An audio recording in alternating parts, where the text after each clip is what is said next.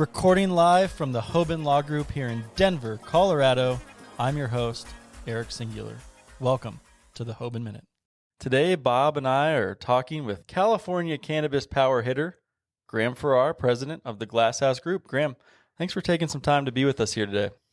Hey, thanks a lot for having me, guys. Happy to be here. Well, we've been awaiting this conversation, and we've been eager to talk to you because we know you have a lot going on, and you've been a prolific figure out in the California cannabis space. And before we talk about all of the things that you have your hands in with the growth of the California cannabis industry, give us a little bit of your background in the tech space. Since you have such a varied and storied history, what do our listeners need to know about you to kind of understand the perspective and the acumen that you bring to the cannabis space?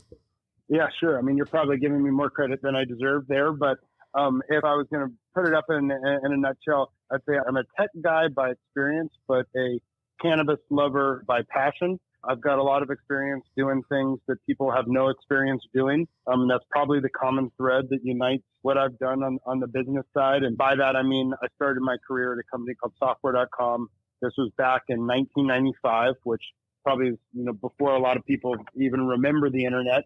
But we were building a company that was basically a digital post office, right? So we made the software that ran email before most people realized they were going to have an email address. So this is back when, if you weren't in the government or you weren't at a university, email was a new thing.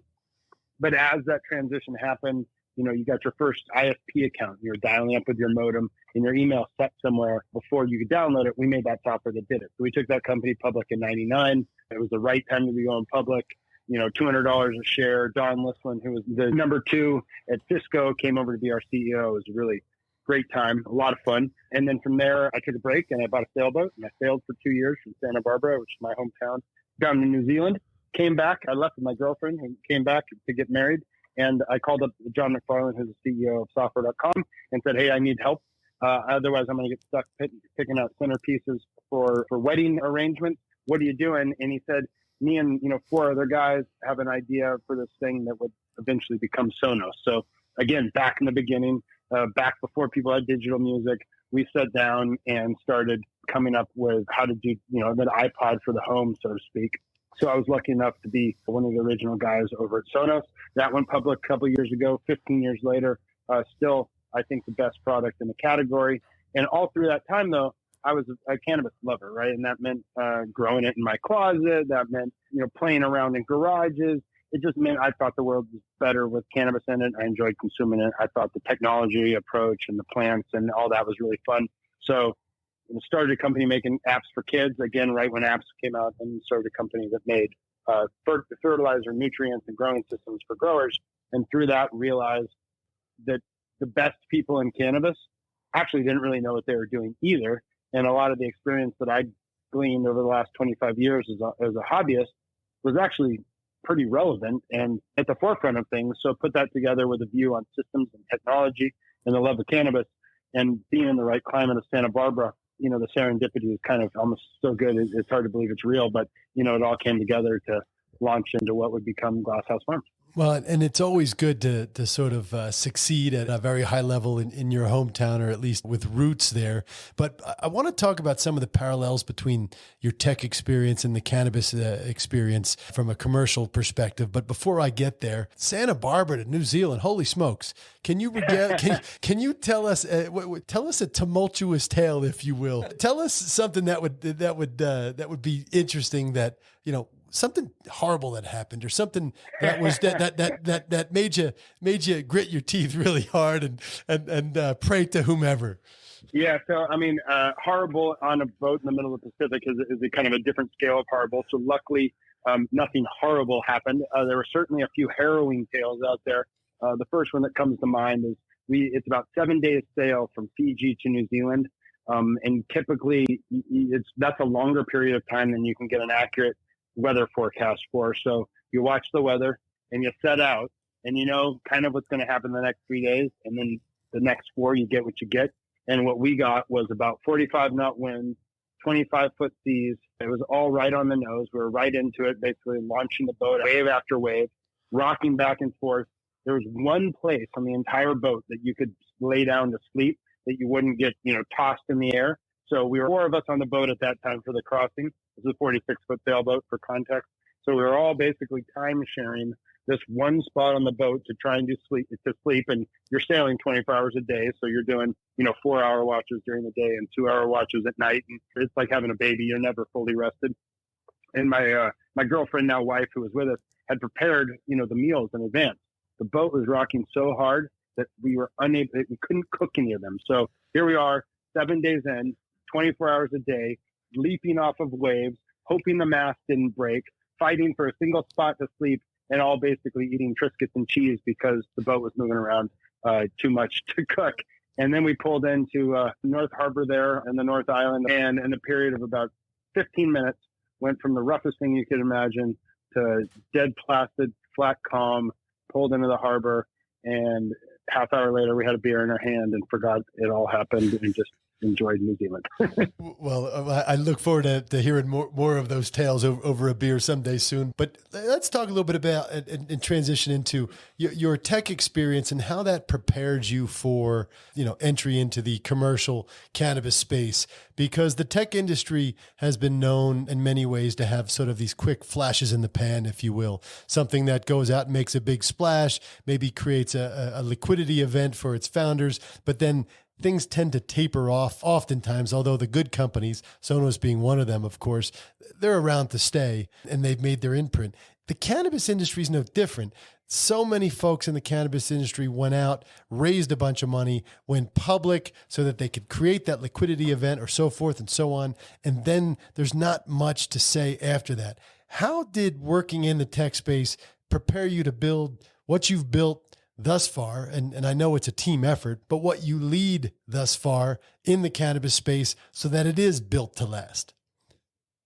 So, I think one of the primary things that I learned in tech, and I would credit John McFarlane, who's the CEO of both Software.com and Sonos, for the lesson was if you focus on the long term and you build a good business, everything is an option, right? And he had he's kind of I don't know what he is, it kind of reminds me of, I think the Chinese, frankly, are good at this, right? They're not thinking about tomorrow. They're thinking about, generations ahead and what does the long-term look like? And John thinks the same way, right? And especially in internet days, we all wanted liquidity and we all saw what was going on and we all saw, pets.com and, et cetera, that were, exploding, right? Well, we had a business that actually was making money, that was truly generating revenue. And here we were like, no one had heard about it. And that was because John had always focused on build a solid business and everything will be an option, right? You don't build it to go public. You don't build it to be a flash in the pan, as you said.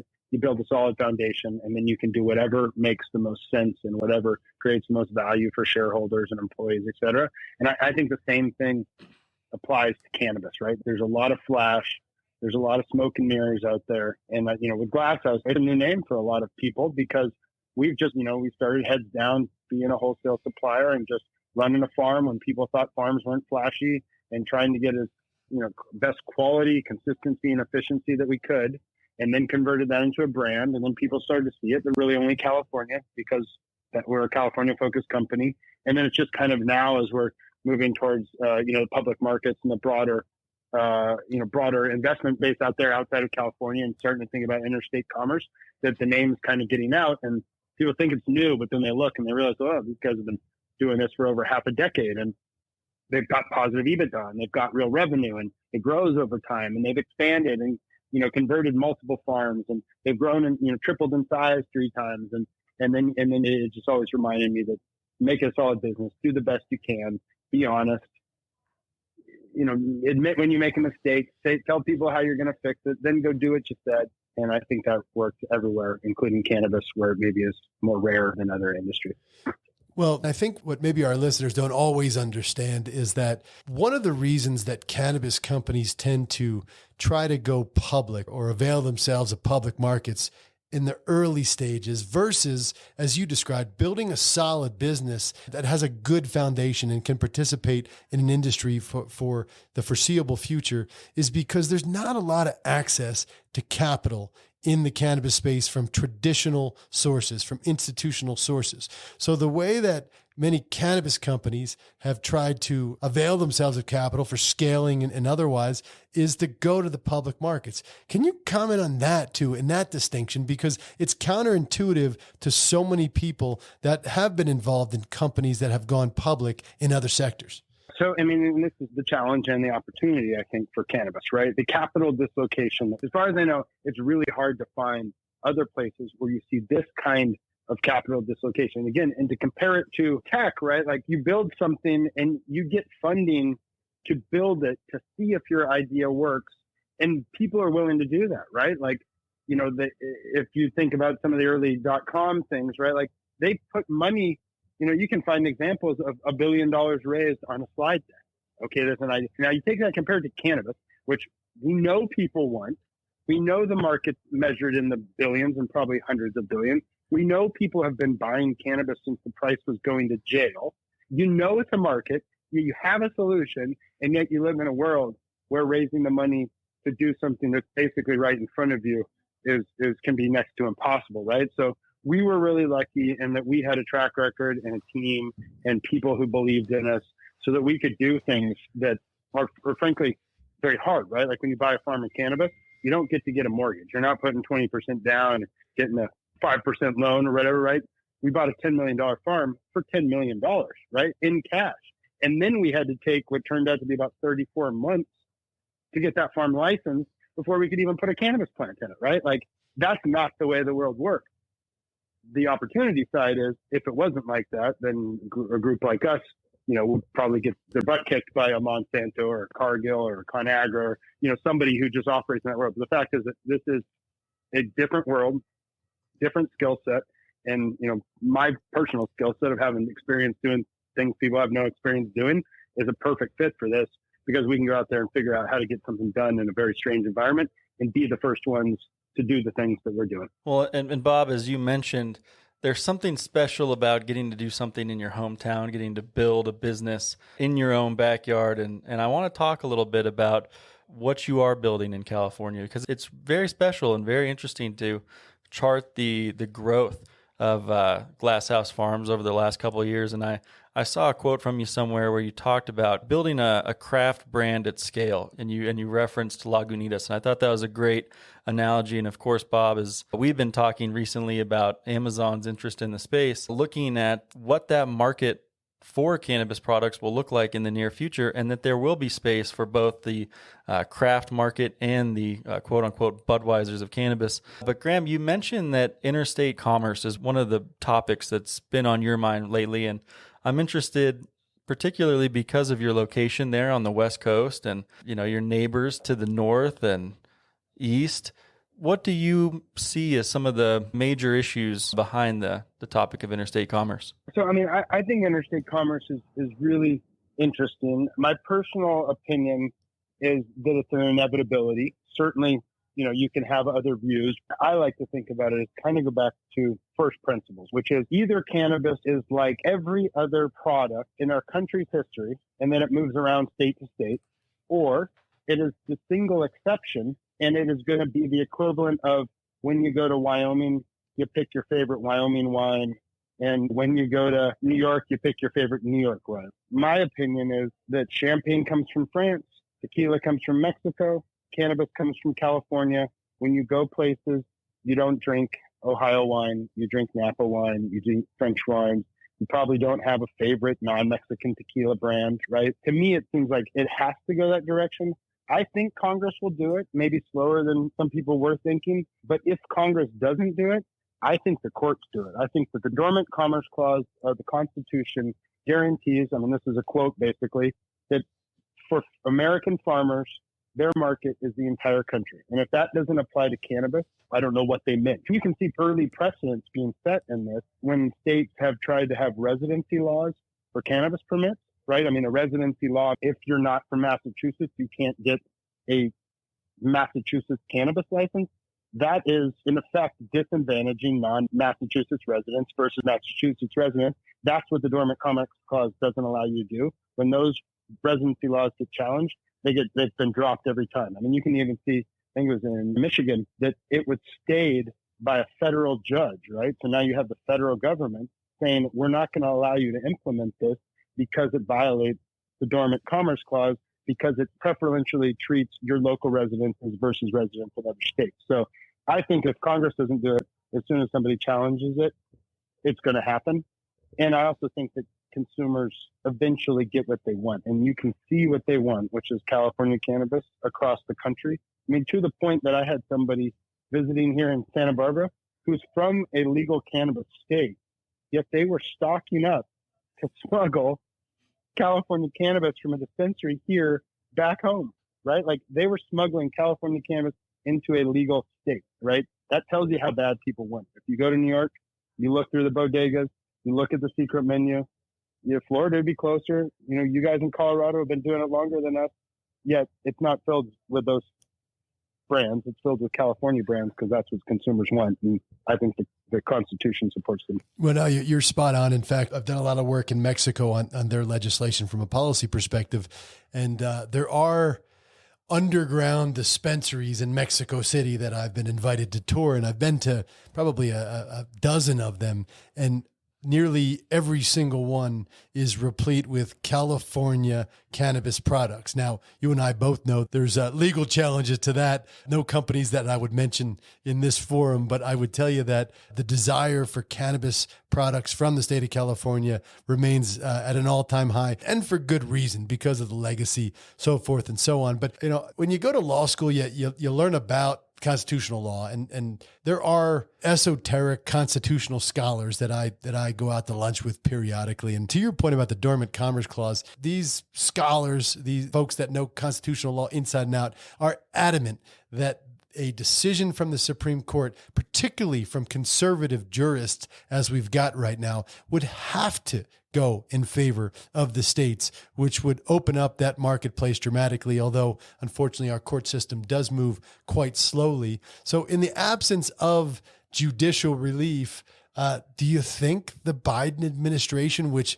almost weekly sends us mixed signals about its impression of the cannabis industry, do you think the Biden administration does that? And not to create a compound question that's even more complex, but how does Amazon and Uber and Scotts Miracle-Gro and Constellation Brands, in other words, large companies, how do they play into the influence there? Yeah, I don't think that Biden is a huge fan of cannabis. I think he's got personal reasons that make him resistant to it.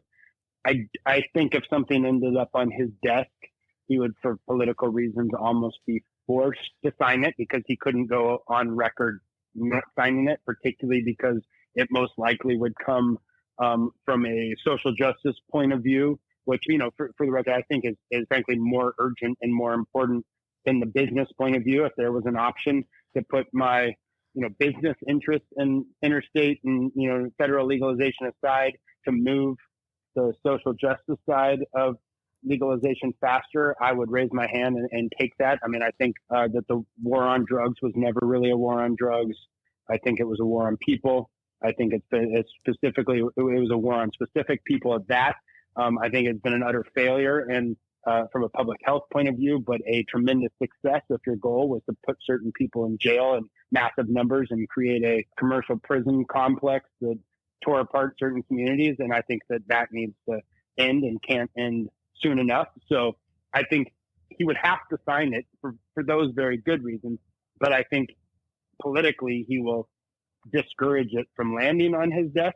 Clearly, we know what Chuck Schumer wants to do, and he needs to get a certain number of votes for that to happen. And I'm not sure that there's the political capital for that, at least right now. But I do think that the less likely that is, perhaps the more likely an expanded safe banking is. And I think that there's a lot of value to that, and that the odds of that happening probably get higher by the day.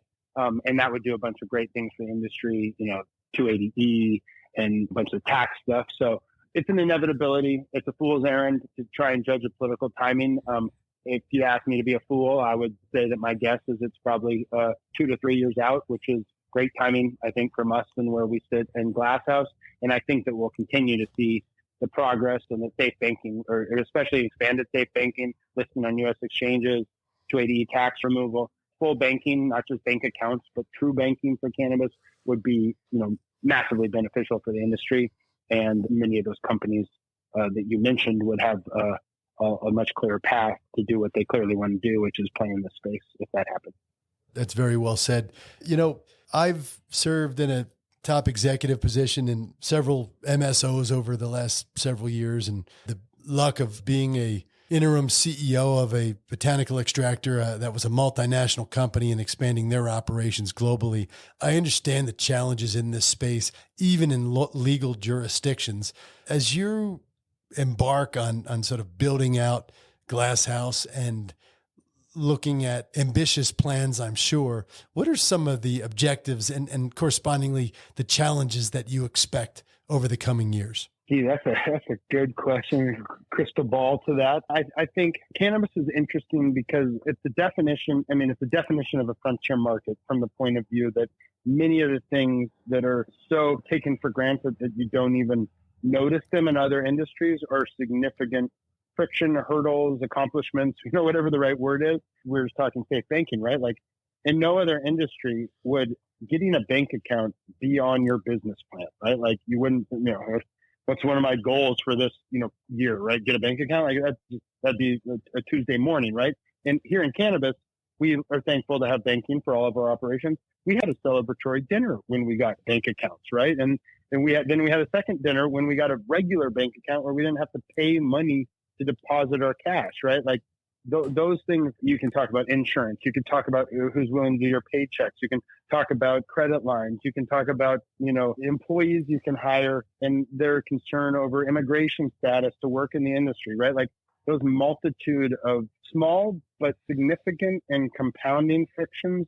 And of course the stigma out there, right? And the fact that every time we want to build a, new building for processing, some anti-cannabis prohibition person spends the $500 to appeal it and talk about how we're trying to turn Santa Barbara into a narco state. It's like that kind of stuff it's just, those are the things that they're these external, it's like riding your bike with the brakes stuck halfway on sometimes. So, again, I think it's a challenge and the opportunity, right? Like if it was easy, someone would have already done it. I wouldn't go into competition with somebody in growing corn or tomatoes because like there's people who are very, very good at that.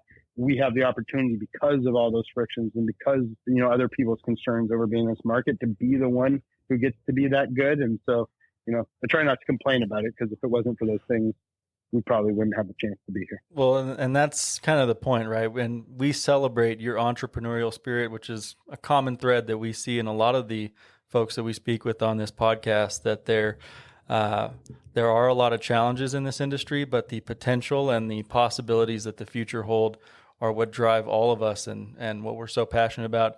And before we let you go, Graham, I just want to give you the opportunity to highlight anything for our listeners, any other engagements or products coming out or anything you just want to highlight before we sign off. Yeah, for those, outside of California who might not know it, glasshousegroup.com is our website. Glasshousefarms.org is our product page. If you're in California, we've got 4 dispensaries now in the process of opening 17 more. Those are under the pharmacy brand. So certainly come check us out. Glass House Farms is our premier, kind of our primary brand on the flower side. We have an awesome brand that we developed with Bella Thorne, which is really cool and kind of female focused and very much a Bella approach, which I think is unique. And the target and who it's made for is that kind of 21 plus female called Forbidden Flowers. We have a brand that's a connoisseur extract brand called Field, all fresh frozen, live resin, live rosins. I'm Graham Farrar on Twitter if you want to hear things that I have to say. So, I think that, reach out and connect with us. And we're excited to get to know a whole new group of people as part of this process of going public with the Mercer Park brand SPAC that's happening here in the next couple of weeks. So, we'd love to get to know some new people and come visit us as soon as you can. Oh, we can't wait to keep following your journey. And thank you so much, Graham, for taking the time to be with us here on the Hoban Minute today. Take care, sir. Awesome. Yeah, pleasure. Thanks for having me. Thank you for listening to this episode of the Hoban Minute. Do you have any ideas for episode topics or guests? We would like to hear from you. Reach out to us at media@hoban.law and stay tuned for more on the Hoban Minute.